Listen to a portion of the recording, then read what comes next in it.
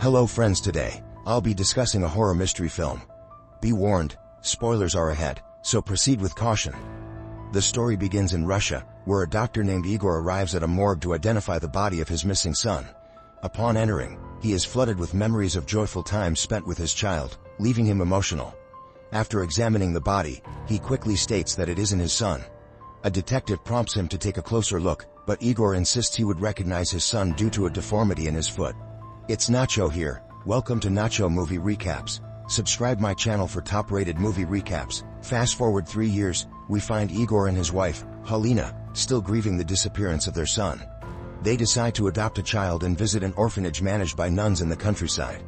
There, a nun named Sister Isadora welcomes them and guides them to a room full of infants. While the babies are undeniably cute, Halina feels no connection with any of them.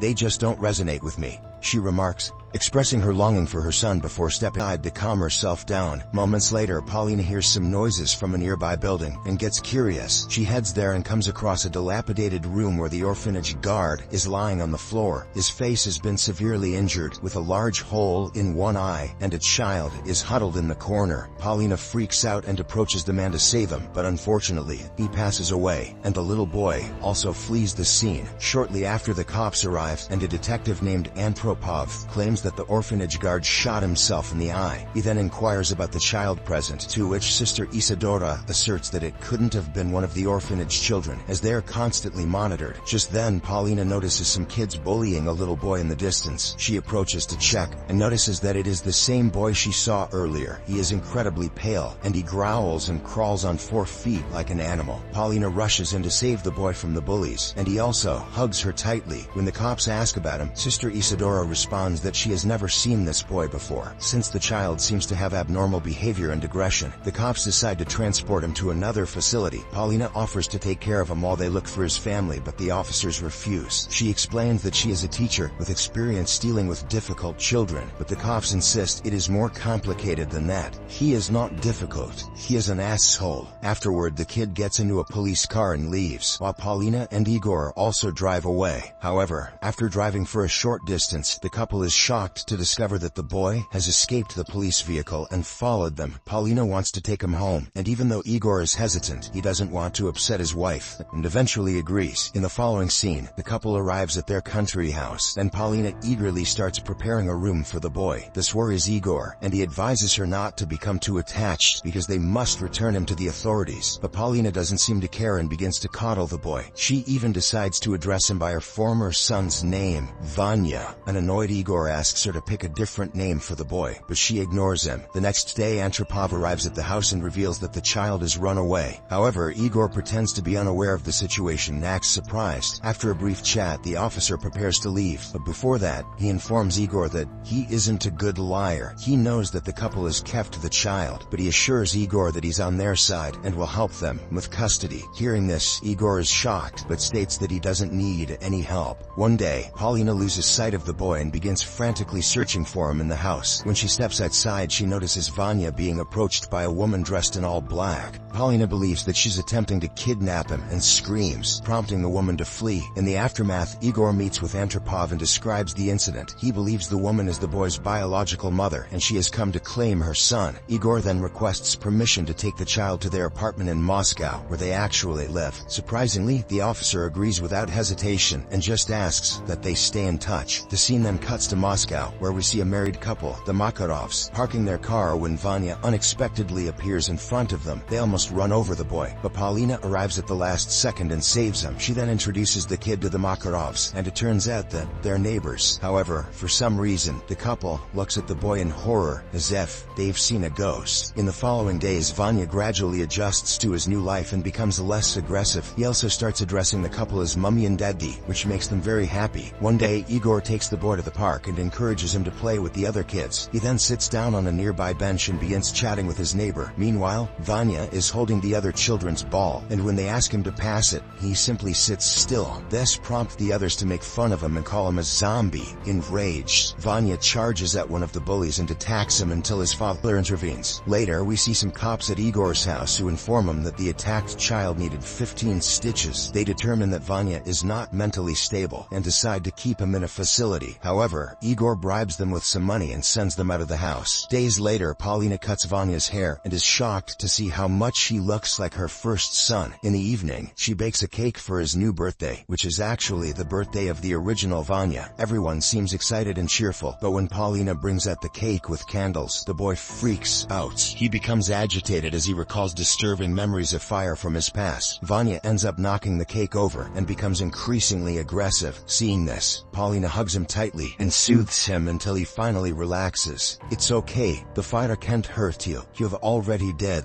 The next day, Igor goes to the orphanage to speak with Sister Isadora and inquires about the boy's background. However, she doesn't reveal anything and simply tells him they should baptize him. A disappointed Igor prepares to leave, but then notices the building where the orphanage guard died and decides to investigate. There, he discovers a newspaper clipping from 1997 stating that the same guard saved a child from a burning fire back then. The child's father apparently set fire to the house while drunk and died. In the incident, the guard rescued the boy and brought him to the orphanage, but one day he mysteriously disappeared and was never seen again. Later, when Igor returns home, Paulina excitedly informs him that she's pregnant, which makes him very happy. Although doctors had previously said she could not conceive, the couple is overjoyed with this blessing. Meanwhile, Vanya watches them from a corner and feels very agitated. Days later, Paulina goes for an ultrasound where the doctor reveals that her baby is perfectly healthy. She then displays the baby on the screen, which makes Paulina very excited. She asks Vanya to come closer and look at his sibling, but the boy begins angrily grinding his teeth. Suddenly, the equipment stops working and the screen goes black. Vanya then storms out of the room, but the doctor assures Paulina that it's normal for the first child to be jealous. Later at home, Paulina finds the ultrasound pictures ripped to pieces. This enrages her and she confronts Vanya about it, but he only becomes aggressive. Paulina begins to scream at him, and he bites her hand in retaliation. At this moment, Igor arrives home and the boy rushes to hug him while acting terrified. Igor then scolds his wife for yelling at the child, and although she tries to explain herself, he refuses to listen. Later, Igor speaks privately with the boy and informs him that they had a son before him. One day, he let the child go for a walk alone and gave him his watch, telling him when to return. Igor reveals that during his childhood, his father gave him that watch and asked him to come back in the same way. However, his son has never returned from that walk to this day. Igor then informs Vanya that despite not being their biological son, they love him a lot, and he shouldn't feel any less about himself. The scene then cuts to a few days later, when Igor comes home from work and finds Vanya missing. When he asks Paulina about it, she reveals that Antropov came and took the boy, since they found his real family. Igor doesn't believe this and becomes very angry, saying that they can't just give up their son. He then immediately calls the officer and heads outside to find the boy. Elsewhere, we see Antropov driving toward the orphanage, with Vanya in the back seat. The man starts singing to cheer up the boy, Hinko Tenko Russian phone, but he soon notices a woman singing along with him. When Antropov looks back, he is shocked to see his late mother's face on the boy. This causes him to freak out and accidentally drive the car off the cliff. Shortly after, several cops show up at the accident scene and discover Antropov dead. Igor also arrives and desperately searches for Vanya, but the cops reveal that there is no child. A worried Igor then returns to his vehicle, where he finds Vanya, smiling and unharmed. After a while, he heads home and leaves Vanya there before heading outside. Paulina begs him not to leave her alone with the boy, but he assures her that she'll be fine. Igor then heads to the orphanage, where he bribes some of the children to tell him what happened to the guard. In response, they lead him to an abandoned building and pull a phone from a box. They then show him footage of a crazy woman growling and crawling like an animal. While the guard is trying to apprehend her, they reveal that this woman is actually the guard's wife, Lena. Just then, Sister Isadora appears and chases the children away. Igor demands to know the truth, so the woman leads him to Lena's grave, where she reveals that she has been dead for many years. She then takes out a clipping from 20 years ago that depicts the guard rescuing a child from a fire. Igor sees the picture and is shocked to realize that the child is the same kid he adopted. Sister Isadora reveals that this child is not a normal one, but the devil's son, who has no gender, age, or soul. It turns out he can also shapeshift and take the form of others' loved ones to manipulate them. She further explains that the deranged woman in the video is not actually Lena, but the devil,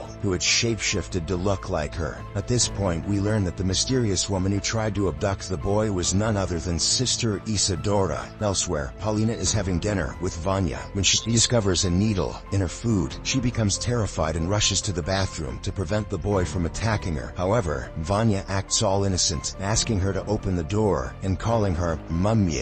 When she doesn't respond, he appears out of the bathroom drawer in the form of a grotesque figure. Later, when Igor returns home, he notices Paulina lying on the floor covered in blood, while the boy is casually playing in the distance. This sends him into a state of panic, and he immediately rushes her to the hospital with the boy. Meanwhile, Vanya has a flashback to when he died many years ago, and his mother performed a ritual to resurrect him. A while later, the doctors manage to save Paulina, but unfortunately, she loses the baby. When she regains consciousness, she begs Igor to get rid of the boy as soon as possible. Vanya, who has been listening all along, rushes out of the hospital. He soon arrives at the Makarovs' home and murders the husband without hesitation. After that, he confronts the wife and demands she hand over the watch that once belonged to the original Vanya. In the next scene, Igor arrives home and finds Vanya, who shows him the watch. The man is confused about how he got it, so the boy reveals that it was Igor who gave it to him. Vanya says that he is their first son who went missing years ago. Hearing this, Igor is left bewildered and doesn't know what to believe. Soon after, he is visited by a cop who informs him of the death of the Makarov couple. The officer also shows him a video they discovered in the couple's apartments. It is CCTV footage, which proves that Igor's son was accidentally hit by the Makarovs many years ago. They then took his watch and concealed his body elsewhere. This astounds Igor, and he questions the officer if he's blaming them for the Makarovs' deaths. However, the cop responds that it was their pit bull who went crazy and attacked the couple. After the cop leaves, Igor crushes some sedative pills and mixes them into some juice. He then gives it to the boy, who asks if he loves them. Igor responds that he does, after which the kid happily drinks the juice and soon passes out. Next, Igor takes him to the orphanage, where he and Sister Isadora restrain him to a bed. When the boy starts to wake up, he begins to growl, toss, and change into different forms. The two then lock him in the room and proceed to leave. But moments later, Igor is startled when he hears Paulina's voice from inside. The scene then cuts to a few days later, when Igor is visited by a friend. However, he behaves very strangely and refuses to let them in, saying it's not a good time. It turns out that Paulina had passed away, and Igor is going through a very difficult time. His friend apologizes for not coming to Paulina's funeral, explaining that he didn't want to see her in a coffin, but Igor seems in a hurry to send him off, and quickly closes the door. This confuses the man, and as he prepares to leave, he peeks through the window to see what's going on. To his shock, he sees Igor interacting with Paulina inside, who's supposed to be dead. It turns out that our protagonist has brought the monster home once again, since he can't bear to live without his beloved wife. Thanks for watching Nacho's Movie Recaps.